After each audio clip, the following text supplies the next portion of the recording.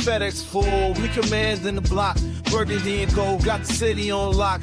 Hustling plays, ain't no need to pretend. DC reppin' strong and we fight to the end. Command is moving, no breaks, no pause. Hands in the dirt, respecting the call. KDot and Amit dissect the grind. District divider with city in mind. Join the damn squad, don't miss a bit. And you gotta spread the words, so shit is shit. KDot. Welcome, everyone, to District Divided, a DC sports podcast. More specifically, a Washington Commanders podcast. I am Amit. That is KDot. This episode, one that a lot of you have been waiting for, it's the running back episode. It's where we go through our favorite running backs in the draft, not named Ashton Jeanty, who probably won't be there when we're picking in the first round, although we can touch on him as well, of course.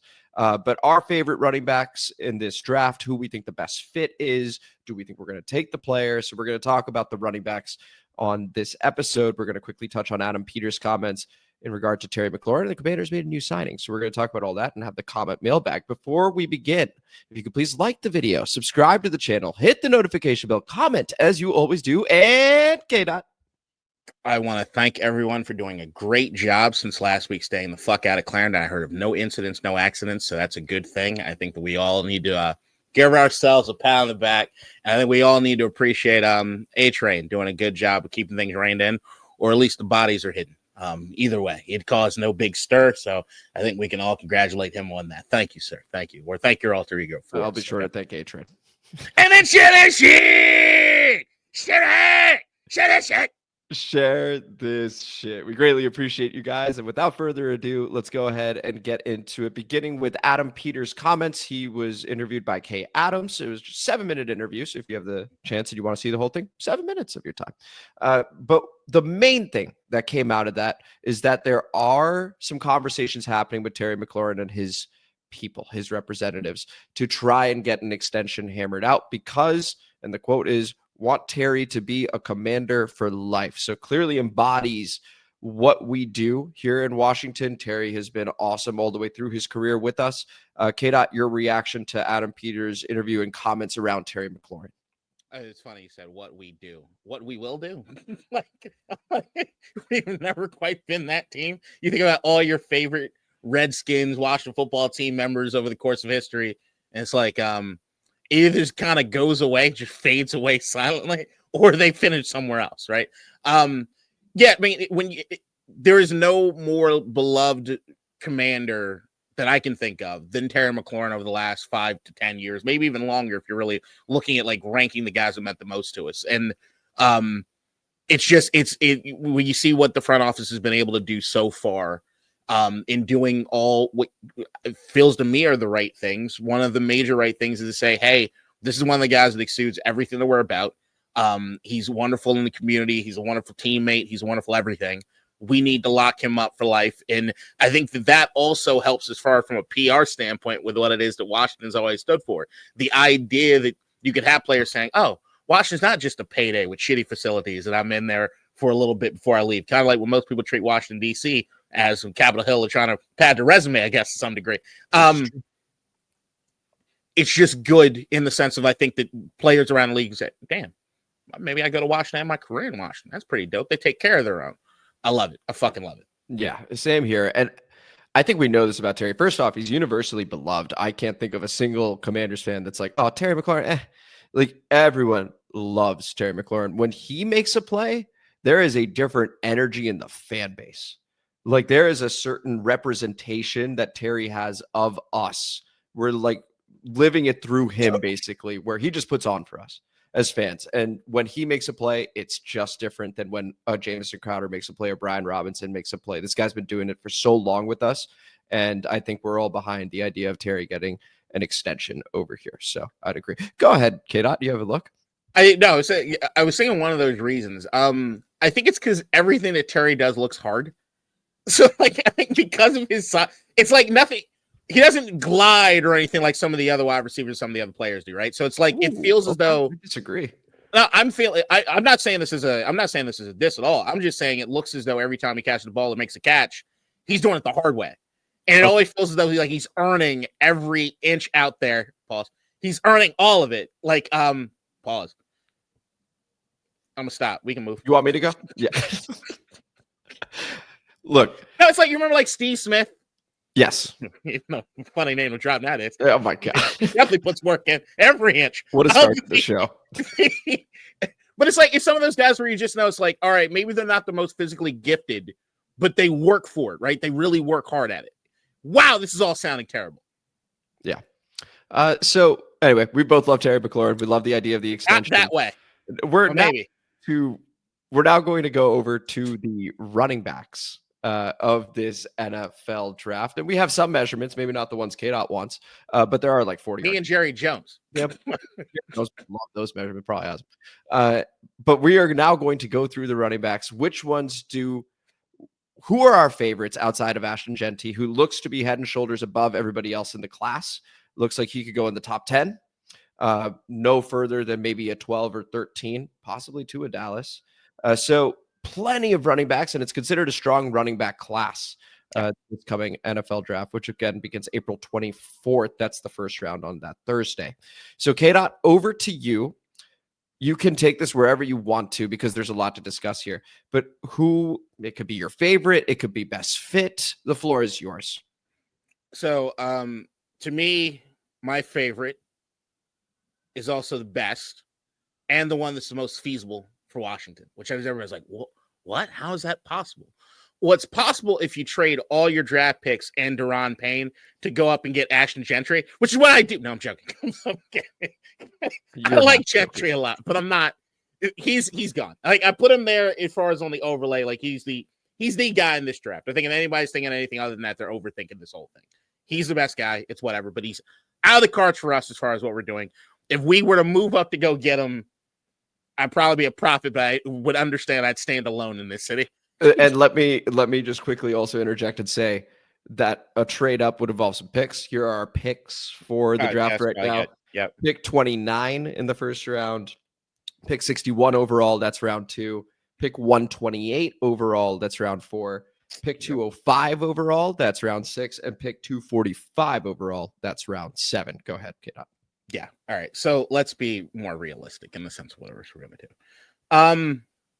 I don't see us using that first pick for running back. I doubt it as far as when you see what some of the guys are looking like they're going to come out to. Ashton Jeanty should be off the board at that particular point in time.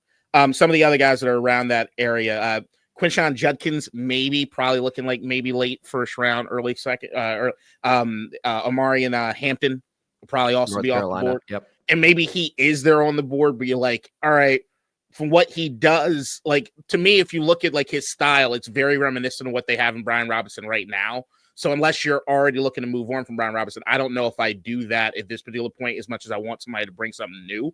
He just seems like a more fresh Brian Robinson, so I don't want to do that.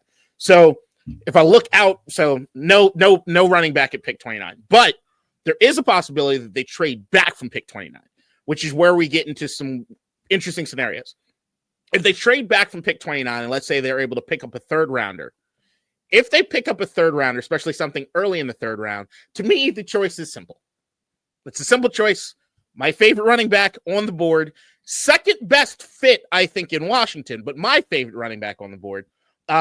Somebody also agrees with me. Maybe not, she doesn't say it's necessarily her favorite, but I know that she really likes this guy. And if you watch his tape, you'll understand somebody that Amit hates quite a bit in Amina Kimes, but Dylan Sampson. Running back out of Tennessee. I'm sorry, but if you watch this dude's tape, something there, guys. Something there. They got him listed at what, like 5'8", like 200 pounds. He didn't run in the combine, and I think there's this rumor, at least there's an understanding. The reason he didn't run the combine was he's probably trying to put on more weight, or he really wasn't at 200 pounds. So there's no real. We're not entirely sure how it's going to impact as far as the speed. When he ran at a pro day, he ran like a 4.4 if you trust it. But from everybody that's saying it looked like a legit 4.4. So who knows? But a 4.4, he adds a few pounds. The dude is a bruiser of a runner. This motherfucker, he does not shy away from any sort of contact. He loves to absorb anything. There are some things that he has necessarily deficiencies in. I'll even start with those before I get into all the reasons why I love him. Sure. Deficiencies would be anything in the passing game as of right now. They haven't really utilized them all that much as far as like receiving out of the backfield. So there hasn't been a whole lot of like design screens or things for him. There have been cases where you could see the play breaks down and they just kind of throw a little out route or something there to him to try to just get something. And that happens few and far between. But it's not something he's necessarily excelled at, or at least had a lot of opportunities to do. So we're just not entirely sure what that looks like. Beyond that, pass protection, you can kind of see in pass pro at times he's a little lost. Should I do that, guy? Should I go there? Should I do? And by the time he's figuring it all out, it's kind of over. You got to be able to know this is who you're going after and go do it. Unless you're destroying him to move on to somebody else, you got to make the choice. You got to make the choice right. He just seems a little indecisive in pass pro.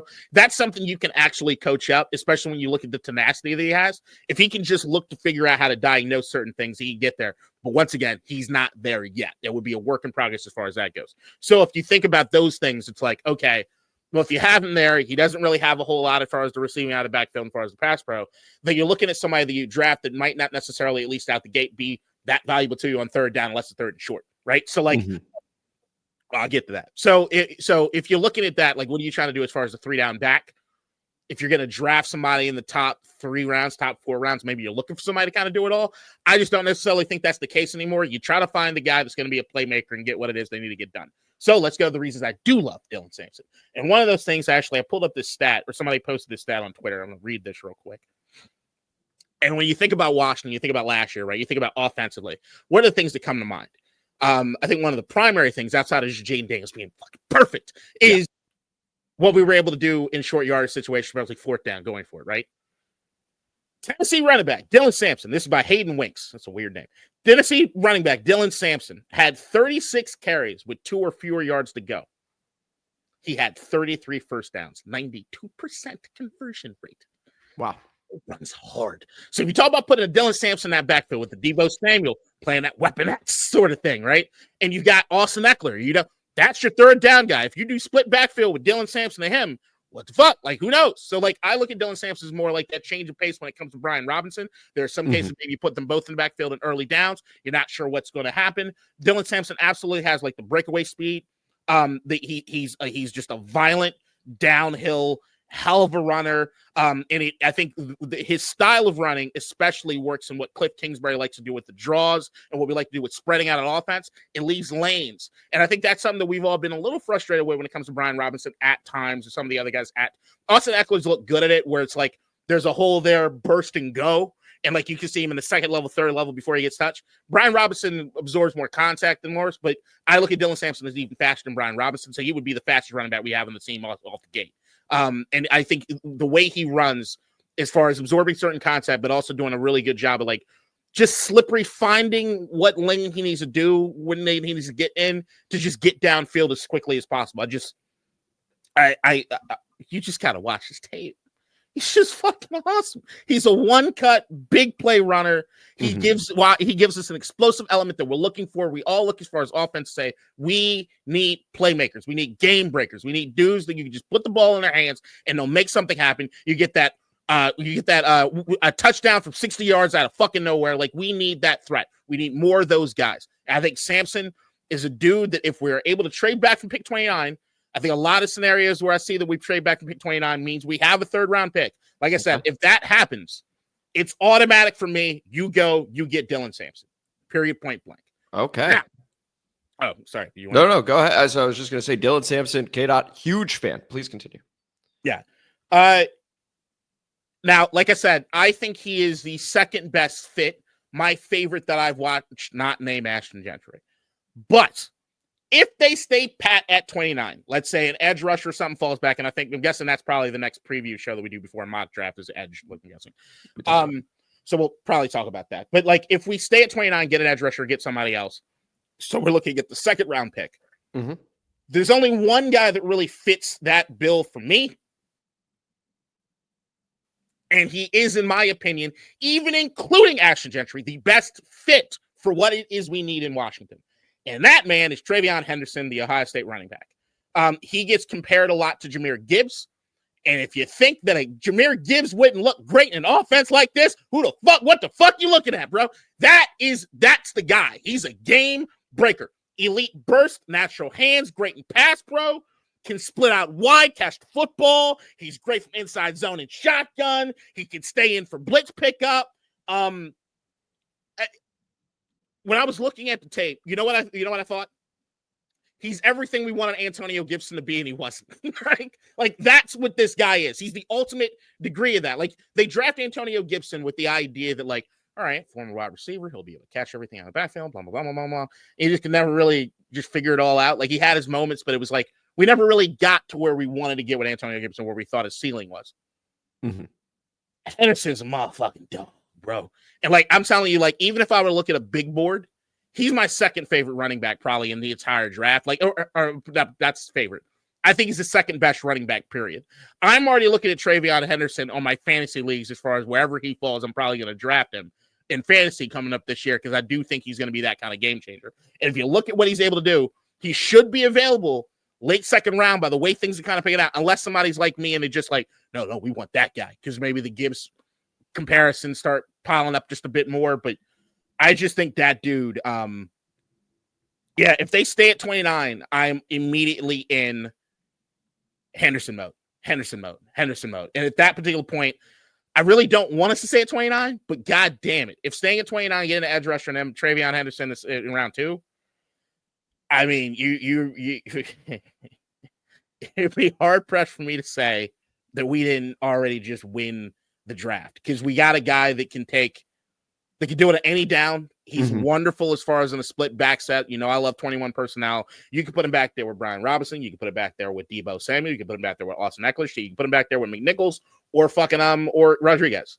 Yep. He works for all of it. He's just a game-breaking, game-changing running back. Okay, what I have written down here. So I've gone through about any other running backs you want to mention, just real quick. Those are my top 2. We can go into some other ones, but we're good right there right now. So let me just say this: I have some names written down. TreVeyon Henderson, I have circled, I have starred, I have underlined 3 times. This guy's tape, to your point, is relative to the other people in this class, not named Ashton Jeanty. Oh my Lord. This guy, like, okay, you got your stamp of approval, my stamp of approval. Guys, if you have not put on TreVeyon Henderson, do yourself a favor. It's different. This guy is so good. The main knock, because I was reading after, I was like, okay, why is this guy slipping? Well, he's been hurt a lot. And so I think there's some fear with the injuries. And so it's important to note that. But if he's going to be a part of a committee, he is fast. He is explosive. Pass protection, he's strong. Okay. He's pretty complete. It really is a matter of, do you think he can stay healthy? Are you able to manage him so that he can stay healthy? There are certain running backs that run quickly at the combine, and there are certain running backs that look fast on the field. And TreVeyon Henderson ran a 4.43, which is great, just to be clear. But it is even faster when he's running at Ohio State because he gets to the edge, gone. He goes through the middle, gone. He does remind me of Jahmyr Gibbs. Same thing. This guy, to me, head and shoulders above everybody else. In terms of my favorite running back in this draft, I would love if we got TreVeyon Henderson. So I just want to back you up on that because I have the same feeling you do. TreVeyon Henderson's my number 1.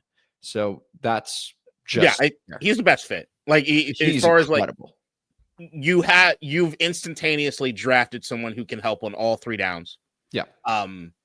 And is a wonderful compliment to anyone that's there, period. Like, it's just, he's there.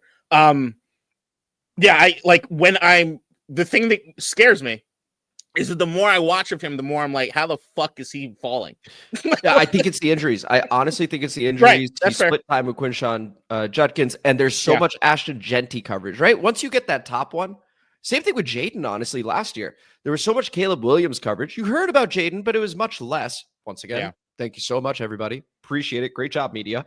But, like, it was so much about the top guy, right? And you got Louis Riddick going over to the Boise State Pro Day going, Ashton Jeanty, man, oh my God, right? Like, this is happening. And so I think because you've got this quote-unquote generational guy in Ashton Jeanty, you're just not really talking about the other ones. A question I have, because I watched Amarian Hampton, who's supposed to be late first, early second, is why he's above TreVeyon Henderson. That I couldn't understand, KDot. I don't know about you. I was reading a bit about it, but I just feel like TreVeyon's the better guy. He's a pure running back. So like the thing when so that's one of the reasons why TreVeyon Henderson is not number one for me as far as my overall love for, right? Is that like, even though I love watching guys like Jahmyr Gibbs play football and they're exciting and they can make, trust me, my bank account loves guys like Gibbs. My fantasy football team loves guys like Gibbs. But I am from the mold of, I like my John Riggins, Stephen Davis. I'm going to bust you in the fucking mouth and run over you. That's not Henderson, right? Well, so like that's, yeah. well, good. Well, I'm sorry to cut you off, because the guy that I can't help, it's a fluid conversation here. The guy that I watched that I could not help being like, I don't see a scenario where we don't walk away with this player, is Cam Skattebo. Because watching him play, he doesn't fit the game-breaking speed that we need. We talk about wanting a home run hitter, which, by the way, the kid in our backyard, Tuten from Virginia Tech, you want to watch a guy just blow by everybody? Watch him. Ran a 4.32 at the combine too, so he just has it. It's special speed from him. Yeah. So, love him too. Would not hate it. I'm like, sick. Great. Thank you very much. Bhayshul Tuten. Sorry if I mispronounced. I'm not a big college football guy, but like he's so fast. But Cam Skattebo, in terms of arriving violently, in terms of just being a football player, right? In terms of like just fitting the culture of what we do, all the broken tackles. I think about the Deebo Samuel move. I think about the Laramie Tunsil move. I think about the physicality we want to bring. Cam fits it. Like he fits it to a T. I honestly think that if we're drafting beyond just this year and we go, maybe we don't want the home run hitter this year, but we cannot walk away without this type of dude in our locker room. Cam fits to me perfectly what we want to be moving forward. He just doesn't have the game breaking speed, and speed kills, and speed gets you drafted.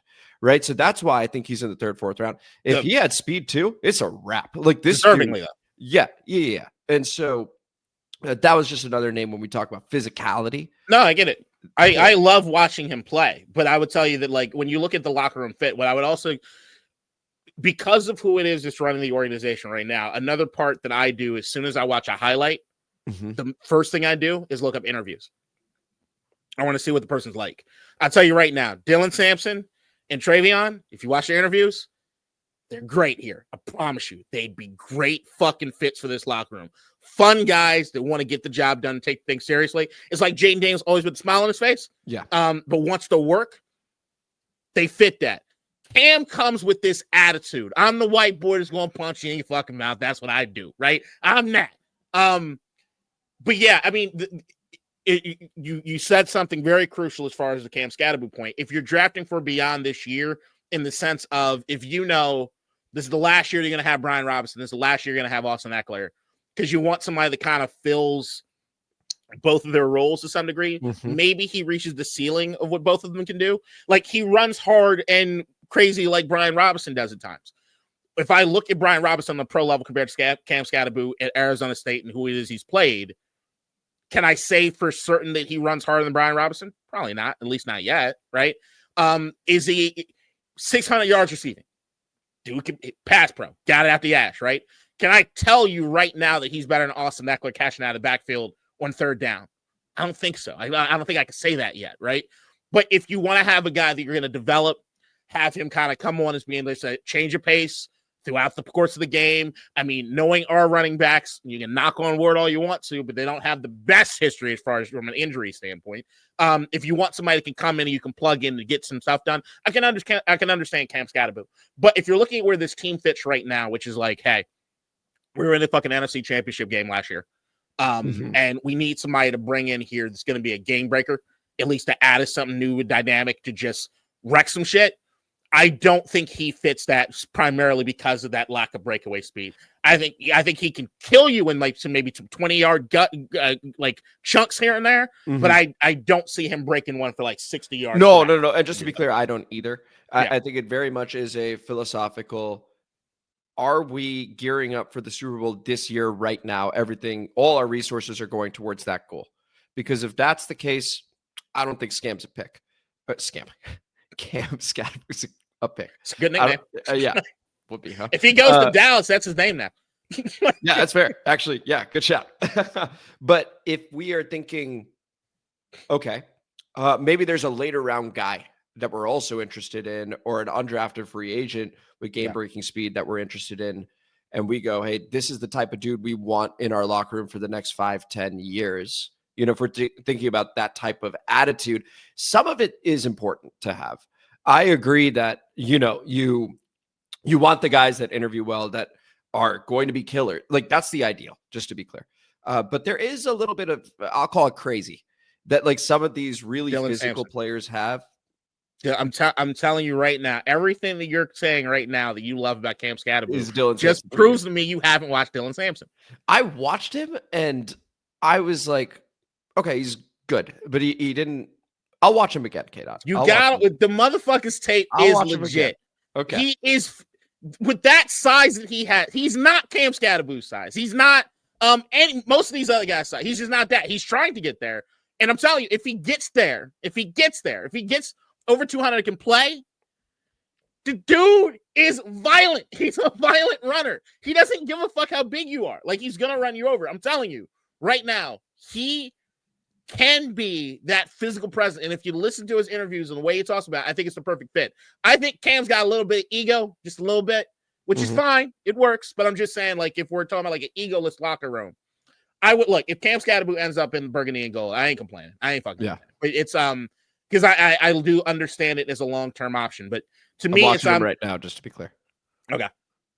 Yeah, it's just, you're just gonna. I mean, I can only go off highlights right now, given the short thing over here. But but when it's all about some of the other guys, it's just like the other guys that are moving up the ranks are your more traditional looking running backs. Dudes that are probably like some of even the power guys, some guys that are over 200 pounds. I think what a lot of it's looking at is that instead of anybody looking at like the 3-down workhorse, unless you fit in that special territory, unless you're Ashton Jeanty, unless you're a Bijan Robinson, unless you're one of those guys that's like plug in, forget it, you got everything kind of figured out. I think what everybody's looking for is complementary running backs to kind of fit the committee that works for them. And if you look across the league right now, I think there are a lot more slashers than there are power guys. So I think right now there's just a move towards getting that guy that can be more of a power back than it is as far as the slasher type. Because hey, you really look across the league, there's a lot of the dudes that are kind of smaller doing this, that, and the other. And I think if you look at Washington, it's like, we need one of those guys, and we need somebody that's like really special at doing it. I just look at like, what are you going to get for the most bang for your buck? And if I had to look at like who's the best pure playmaking athlete, TreVeyon is definitely up there. Of course, Ashton Jeanty, league of his own. And then I really do think I am a big fan of what it is that Dylan Sampson has to bring.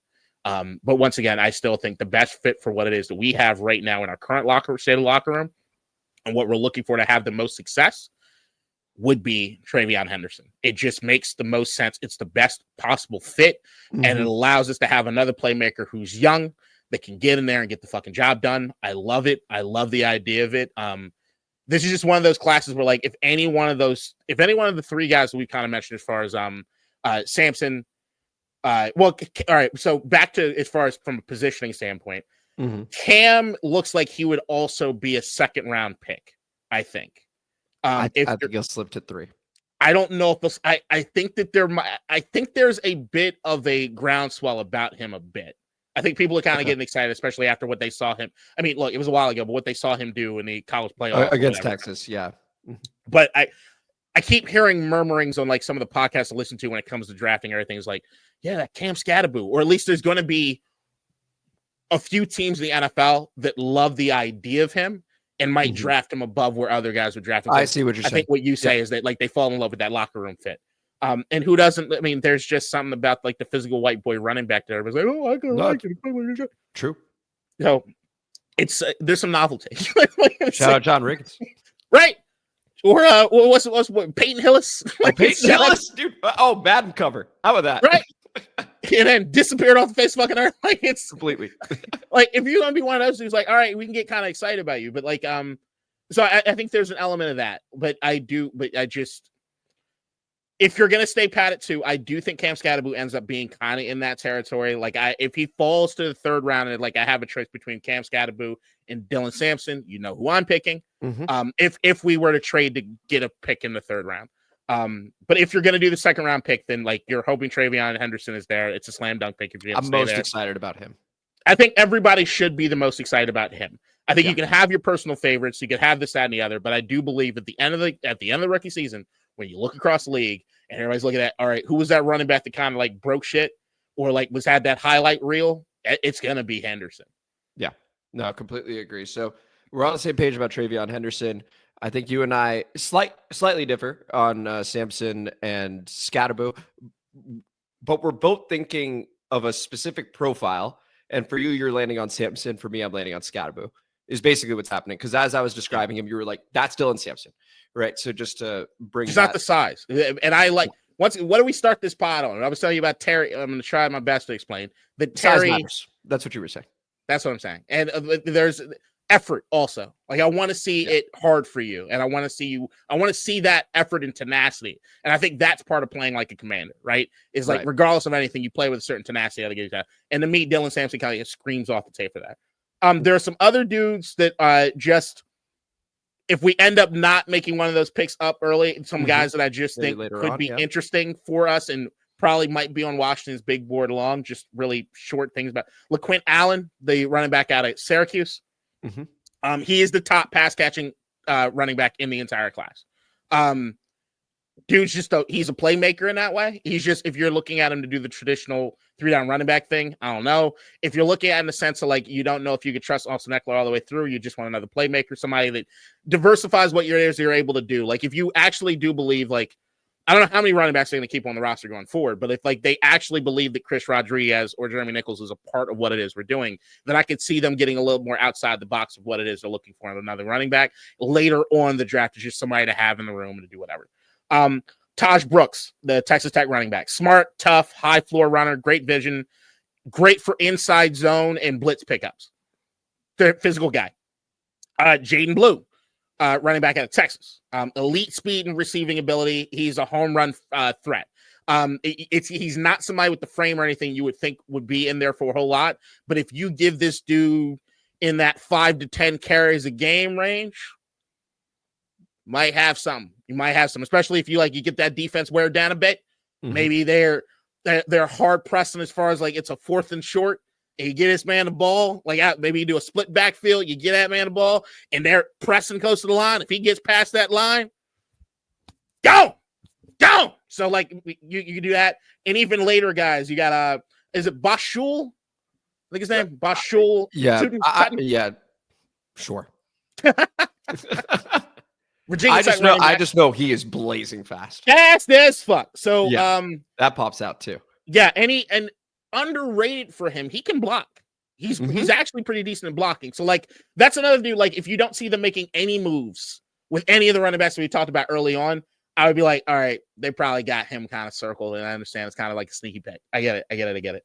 And then also Memphis running back Blake Watson. Underside, but electric, pretty shifty, can kind of move around, get around, especially getting to that second level. I just think he's one of those dudes that you end up looking to play and damn, there were 3 missed tackles on that motherfucker. You just kind of did his thing. They just laid hands on him, but I think he could be pretty legit. But if I were to say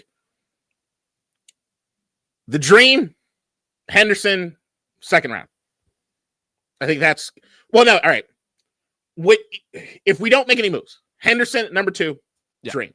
That usually means we probably got an edge rusher at pick 1, and you're feeling pretty good about the draft. You're like, okay, team, we're loaded, we're good to go. We're doing this one. If they trade out of the 1st round, I'm all over Dylan Sampson. What they do as far as the 2nd round, probably edge rusher, whatever. And you go there. But if we were to say fuck all that shit and we're not worried about running back for right now, and just they choose a flyer pretty late on. They gave me that Virginia Tech dude, Bhayshul Tuten. Yeah, he's also right now it's very fluid in terms of where people are going in mock drafts because a lot of this is pick your flavor with a lot of these guys. It very much is what does your team need? Do you like their running style? more so this year than any. It's Ashton Jeanty, and then really after that, it's what do you like, right? Whereas in years past, it would be like, okay, it's this guy, then it's this guy, then it's this guy, then it's what do you like. But it's going to be very interesting to see. Another guy I liked just watching was DJ Giddens from Kansas State. Okay, he's got some nice shiftiness to him, some wiggle where he's dangerous in the open field. I don't know that he fits what we do. I just wanted to shout him out for just. I enjoy watching shifty running backs. And then Trevor Etienne from Georgia. He's quick. He's also elusive. Played at Georgia. That helps, especially when you're coming to the NFL. So just a couple other guys to think of too. Surprise. So KDot, last thing here, Caleb Johnson over from Iowa. What were your thoughts? Because he's one of the bigger guys. I want to say at least he looked like he was 6'something. When I was watching him, he was tall. Yeah, like 6'1". I just looked it up. 6'1", 224. What'd you think of him? I do have notes on him. He wasn't one of my favorite guys. But Same I know here, but I did enjoy watching. Yeah, he's a good zone runner. But I don't think he fits what we do. I landed quite similarly. Yeah, but 224. He looks like when I look at him, I look at all right. That's Brian Robinson. That's how I felt basically. It's bigger. It's Brian Robinson. So like I don't love the idea of just picking a guy that does something that all the guys do already without bringing something new to the table. So like or if you can do a good combination of both, your Cam Skattebo guy, like if you can do a really good combination of both, then maybe we'll look to ease you in as far as being the primary guy. But as we're seeing in the NFL, unless you know for sure that your running back or your run blocking scheme is where it needs to be, getting the surefire 3 down, I can do everything back, until you get that in place is kind of a waste of time. You're just putting wear and tear on a guy that's not going to be available to you years down the road. So, like, what's the point? And if you're already looking at, like, all right, well, we have a guy that we're going to draft here, but we already got to look at year one. He's probably going to play second fiddle to the other guys that might do better than he does. Both of those things he might excel at, just can't do them together, right? Then you're looking at, okay, how long before we got to pay him that second contract? And do we even want to pay any of these running backs a second contract? I just want more bang for my buck, at least early on. I want a guy that just because of the way the markets work for running backs, I don't agree with it, but you got to kind of just use them. Yeah, no, that's a fair point. And Saquon having the year he did, he gets his extension / raise, and it did change the running back market a little bit. We'll see how it continues, but you're right, KDot. I mean, it is very much a use them for their rookie deal. Yes. And then after that, you're probably finding another running back in the draft. But if you do not have your run blocking scheme the way you need to, it's a waste of fucking time and it's a waste of wear and tear. Look at Bijan Robinson in Atlanta. Those are 2 wasted years. They're wasted. They're fucking, like, what'd they get out of that, right? And, like, you're now got a dude going into his 3rd year with the wear and tear that he has over those last 2 years. He's not as valuable as he once was, period. Saquon Barkley, was a dog. We all knew he was a dog. What the fuck was he doing in New York? Not a goddamn thing. If Saquon was on that Giants team last year, how much better is their record? Really? No, not much better. See what I'm saying? So, like, maybe an extra win. Maybe. Derrick Henry, monster. What the fuck was happening in Tennessee? Like, it's just, you can be a dog and you can be a 3-down back to kind of get shit done. If the team ain't ready for you, it's a waste of fucking time. And then you end up with that. You end up getting close to that. Oh, do we need to pay him for the 2nd year? Do we need to do the second contract? And then you're drafting somebody else anyway. So it's like, you got to get bang for your buck. You got to get it immediately. You got to use these guys up. Yeah, that we do. Any final thoughts here? Although you did sum it up quite well before moving to the comment mailbag. No, it's just, man, fun. I love the running backs this round. I thought I'd have more diversified fun. Once me and my girl Mina, or woman Mina, locked on to Dylan Sampson, it was over. It was over. And look, Dylan Sampson, I heard of him. I ain't gonna lie. I heard Mina talk about it. I'm like, I guess I got to look at this tape. And I saw everything she saw immediately. That's why she's one of the best. You need to respect her. You need to respect all women on it. Absolutely. You need to learn how to do that. Because if you do that, you got a leg up. They know this shit. They know some of this shit more than we do. You got to understand that too, man. Like, sometimes you take a back. Amit has no problem doing that. You know that. You're getting there. Work in progress. And with that, no, Amit is good at it. And so we're all works in progress in the eyes of the Lord. You know, over to the comment mailbag featuring an intro from our very own Nikki. Comment mailbag time, motherfuckers. District divided, ain't got time for no suckers. Spread the word, get in line. OGs and new G's, it's your time. And spread the gospel, cause this shit is divine. Yeah. All right. Thank you as always for that intro, Nikki. Beginning with Coach Lombard, shout out with 3 comments. First one being, props to KDot for avoiding vodka and microplastics. You sure that's not vodka, KDot? I'll never tell. Yeah, I was going to say, it kind of looks like the bottle. But then we go over. Drink vodka. I can't drink vodka. I had a really rough experience years back. Even I'm kind of gagging a little bit just thinking about vodka. That's me and gin. Can't do it with the gin. Yeah. Coach, gag reflex there as well for me mentally. I'm hoping for the Dak trade to Cleveland and Jerry drafting Shador at 3. It would be 2 if they got the first round pick. This, of course, the context for this is that the last video we did, the rumor around Dak Prescott potentially going to the Cleveland Browns, because that's NFC East news. We then did, the NFC East rankings, stuff like that. So that's the context there. So KDot, your reaction to that? Coach hoping for that Dak trade to Cleveland. I hate that me and Coach are always so lined up nowadays. It's got me questioning a lot of shit, right? But I don't like it. I don't like now. You got me second guess myself, Coach. I mean, maybe it's good that we're like lockstep. Then we go into the season, we'll be like an unstoppable duo or trio, because we can't forget about him. He can watch in the corner. Though, like I would love it too, just because I think it's chaos. Also, I do think that Dak Prescott is a pretty damn good quarterback. And I think the reason the rumor had so many legs is that I still think, even though it's kind of like cold water's been kind of poured on it, there's not been a whole lot about it. It just looks like it makes sense for both teams like are involved, right? It seems just batshit crazy enough and believable enough that this seems like, that's exactly what Cleveland would do. That's exactly what Dallas would do. It just makes all the sense in the world. So I still don't think I still think there's a distinct possibility it happens, especially when you hear Adam Schefter talk about, like, it doesn't look as though the Cleveland Browns and the New York Giants are going to draft a quarterback. It's like, Yeah, I mean, also the people close to the Cowboys pouring cold water on it. Well, of course, like, of course you're going to pour cold water over a rumor like that. You're not going to be like, yeah, you're right. And Dak's like, wait, what? Like, you're not gonna do that. So if it is happening in the background. Do I think it happens? No. Would it be chaotic? Yes. And so that's the moment you hear Adam Schefter drop some sort of anonymous source that Shador Sanders apparently has a micro penis, you know where he's going. Coach, with one more. Tunsil is special. He's a top 5 left tackle in pass protection. This was in reaction to Coach Lombard talk about Trent Scott and Michael Dieter not being special, to which we said, you just named backup linemen. What about, a starter like Laremy Tunsil? And that was the response over there. KDot, your reaction. And that's the right response. You can't look at the Tunsil tape and not realize that he screams off the tape. Like, the only thing you can look at is kind of what we talked about. When you hear some of the rumors, I know we don't like to trade in rumors, but that's the only way you get some of this information. And it's the only thing that kind of makes sense for why Houston did what it is they did. He just wasn't a fit for what it is they wanted to do from a locker culture standpoint there in Houston. He wasn't one that could take all the other linemen and say, hey, follow me and do this. He's much more of a, motherfucker, we are professionals. Do your goddamn job. I ain't here to babysit you or do whatever.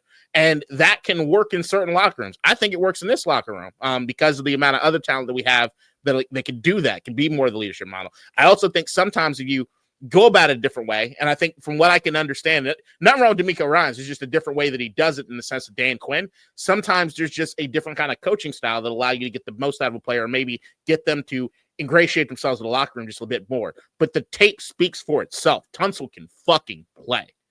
Yeah, no, Tunsil can absolutely play. We go over to Daryl Brody, 6516, with not one, but 2 comments. So we'll get to both, beginning with this one. Real DC fans don't want to hear rumors. So why are you advertising Dak got traded that we click on to watch your rumors? What's the purpose? For views, likes, and for people to watch and listen a bunch of shit that has nothing to do with the Commanders. You just lost many subscribers on my job, including me. So that's one comment. And then Metro Cash replies going, bye. Pretty sure you could just click off yet and you still watched the whole video and commented. Goofy, eh? And then there's a question mark, bro. Reading is foundational. My child are the two there. KDot, your reaction. Goofy ass. Fuck you. Eat a bag of uncut, unseasoned baby dicks, you piece of shit. And don't watch us anymore. Tell everybody that works with you, don't watch us. I don't know where the fuck you working that your dumb ass can earn $100K with your shirtless motherfucking divorced dad energy photo in your goddamn profile pic. Shut the fuck up and don't come back here no more. We don't want your time around these goddamn parts, son. Fuck you. Fuck you hard. Fuck you 2 times, 3 times, 4 times. You may be asking, No. How did KDot know that he made $100K? Well, here's the other comment. I used to follow you clowns. I didn't watch the whole video. video. He couldn't hold it. He couldn't hold it. He had to tell me. And I had to ask him, look, man, what do you want me to do? We're supposed to care about our fans, right? Do your thing. Fuck this dude. Fuck him. Fair enough. Who's NFC East news? That's where we were coming from. We go over to Mr. Payne. Shout out with a few. Not worried about our team. Parade coming. So still feeling really, really good about the direction of this team. So that's one of them. Another, no trade back at 29. First round picks get 5 years. Pay attention, young. So the 5 years is in reference to the contract amount. And so you get that 4th year, and then you can extend for the 5th year option. So I guess you have to do that after 3 years. Get out your reaction. I'm much more worried about getting talent in the door than I'm worried about what it is the compensation is going to be. Yeah, I also agree with that. And then here you go. You young dudes are crazy. Went from 4-13 to 12-5. Let Adam Peters cook. Remove Dan Snyder from your head. Luke and Ben developing. Remove the turnovers, and we are in the Super Bowl. P.S. No trade back. Is he talking about us? Just like people in not general. really sure. But Okay. What I would say is remove the turnovers, and we're in the Super Bowl. There were a lot of turnovers, and I think that's a big part of the story. And so I don't think we can simply remove the turnovers and we're in the Super Bowl. We don't know how it would play out without them. But certainly increase their chances of winning. That's what I would say to that. No trade back. I would still trade back after everything we know about the draft. Want to get more picks. I like the idea of getting a 3rd rounder, for example. Gives us a lot of flexibility with the running backs we're talking about because you still have round 2 and then round 3. I think that would be quite nice. But KDot, pro or anti-trade back if you had to pick one? If I had to pick one now today, you know I'm pro because I like Dylan Sampson. But Right. The only thing would be I have yet to do the deep dive on edge rusher. I've dabbled, but I haven't done the deep dive. There's a good chance once I do the deep dive and fall in love with somebody around 29, I'm going to be okay with staying pat and then have a TreVeyon Henderson around soon. It's fair. And then Mr. Payne with the last one. Don't mix politics with the Commanders podcast, fellas. Thank you. KDot, your reaction. Payne, I like you, man. I do. So I ain't going to go off like that bitch earlier, but like, we do what we want. And number 2, don't be out here sound like RG3. He didn't have a great week this week. All right. Just don't be that guy. There are certain things you can't avoid. And especially if you're here in Washington, remember Washington. And like, even if you look back at like, I'm sorry, if I'm not mistaken, we had the team owner was called before Congress at one point. Yep. And if I'm also not mistaken, the RFK deal in where it is the stadium's going, is that not a political thing? That is. So just saying, like, even if we wanted to, we couldn't, but also we do what we want. Which is the main point, that we do what we want. We're going to continue doing what we want. I appreciate the comment, but we're also, in order for us to bring the authentic version of ourselves, we have to be able to do what we want. And so that's what we're going to continue to do. But noted, appreciate it, but we're going to continue. And just for the record, fuck Donald Trump, fake JD Vance, fuck Elon Musk, fuck all them hoes. Fuck them. We go to Bet Boy Tony C to round out today's show. Shout out. Great show as always, fellas. Dak is a good QB, but he doesn't have that it factor. He's not going to elevate the guys around him in the ways that Jaydon does. So paying him what they did was not the smartest move to me. I won't be surprised by any crazy ass shit that they might do at this point. Jerry has them in salary cap hell right now, and I'm thoroughly enjoying the ride. Well, thoroughly enjoying watching them ride the struggle bus. I'm hearing a lot of draft, the best player available / draft for need debates. AP has addressed a lot of needs in other ways. So to me, drafting the best talent / upside guy on the board makes a lot of sense. Of course, we need a playmaking edge, but it just so happens that the position will probably be the best available player at 29 anyway. Curious about what your guys' thoughts are on the whole draft for need debate. Share this shit, bitches. And so thank you for that, Bet Boy Tony C. KDot, drafting for need. Your thoughts? Never liked it. I do think you drafting the best player available, or the best player that's available that you think is the best player available, right? So like that's always that crux for me. I don't care about value. Like me and you usually when we get to mock drafts and all kind of shit, we start kind of diverging just a bit in our philosophies, right? So it's like I care a whole lot less about where people think people's value is. Get the guy you fucking want. Like that's my thing. If you got somebody evaluated a certain way, go get them. Like if you can play off other teams in order to try to get value for whatever because everybody else is doing it. I get that to some degree, but don't ever put yourself at risk of not getting the guy that you want if you can go get the guy you fucking want. At least that's my philosophy, period. The only thing that I'd ever say as far from a need standpoint that you might do is if you're looking at quarterback. Like quarterback's probably the only one that I reach for in the sense of, yeah, there's somebody there that looks like he could fit what it is we want to do, and I'm going to take the shot here with this. But you don't want to be reaching too far for it. Like if the moment you start getting in that territory is the moment you're probably making a mistake. It doesn't usually work out for most people when they do that shit. And if you look at like the drafters that do the best job, that's Howie Roseman's entire fucking philosophy. It's just look at the fucking board. Who's at the top of the board? Get the guy. Right. Get the guy. And what I would say is when we hear Adam Peters say build through the draft and supplement through free agency, drafting for need to me is a lot like shopping hungry. It's just not something you want to do, right? Where you go, okay, I'm going to take this unknown commodity. That's ultimately what all these players are. And I am going to, despite the fact that there are an array of positions where these guys, I feel much more confident being studs. I'm going to take this guy because we need it. Yeah. I think you run into long-term problems. I think that's why you see free agency contracts being as expensive as they are, is because people are just trying to fill holes with it and they understand, fuck, I'm going to have to overpay for this one. It's just the way it works. I'm competing against 31 other teams. I get it. I'm going to slight overpay. You can look at the Javon Kinlaw thing, and a lot of people feel it's an overpay, that can happen. The draft, for me, I'm so strongly best player available. And it even creates situations like last year where we're like, D-tackle, Johnny Newton, why'd we do that? Well, we just saved $16 million. Right? Because we drafted best player available.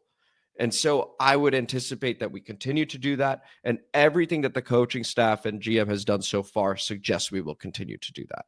So we may not get an edge at 29, by the way. But I do think Bet Boy Tony C, I think you are right that edge will end up lining up as best player available at that time. Yeah. But in the draft, don't shop hungry. It's going to lead to long-term problems. Don't do it. Just keep getting foundational pieces, and that is best player available. No doubt. And and I think that's something that needs to also be squarely said as far as the 29. We're looking at where mock drafts are looking at where the talent goes. Most likely in that area, but at the end of the first round, the best players on the board will probably be edge rushers, depending on something crazy happening. There are some positions that just aren't deep this year. And there are other positions that are deep out the wazoo. I think when you get into interesting territories, when you have people that say like, all right, that's a luxury pick. Like if you're looking right now, could you fathom Washington picking a tight end at 29? I'd say, yeah. I mean, I like if you clearly think this guy's the best guy, go get it because there's no guarantee. Once again, I love Ben Sinnott. Has he proven anything yet? No. Right. Until he has, what the fuck? And even if he had proven something, like you just said with the Jonathan Allen thing, I think that a lot of people don't get in their minds correctly is that you can have riches. You can then trade the guy who's older that you could, or just let him go. Look at Philly. CJ Gardner-Johnson. All right. We drafted other guys, right? Like we're fine. Like we can keep this thing moving. And as long as we're always picking up the best players possible, it keeps the team refreshed and it makes sure we're staying on our toes. It's making sure we have a philosophy and a process that no individual person can supersede. And when you get people starting being the exception for your rules is when you start running into issues. Yep. And so what KDot is also describing is it gives you roster flexibility when you go best player available. And that I think this front office totally understands. Now, there may be situations where, like, we've got two amazing left tackles. That never happens, just to be clear, but let's say we have two amazing left tackles. Best player available is a left tackle. Okay, maybe we can go to the next position and there's still a damn good player, and that's fine, right? So it's always going to be a balance, but you're yeah, you're like, fuck it, the best player available. What can you get for three starters? Imagine the trade. That's what I'm actually. saying. What the fuck are we talking about? Like, okay, you know what? I was proven wrong. In the middle of my own point, KDot's right. Then you trade him. So it's best player available. The other thing that has to be taken into consideration with our particular situation, right? Outside of quarterback, there are needs everywhere. There's no position in which you couldn't upgrade. You couldn't hypothetically upgrade, right? There's nobody that's untouchable. The one guy we want, and once again, it's not an exception to the rule because Terry doesn't show any signs of fucking slowing down. And regardless, you need one receiver that's there and be your surefire thing, even if he's not the most talented. He can be the second or third most talented, and you're still cool with him being on the fucking roster. It's just I wouldn't consider him an exception.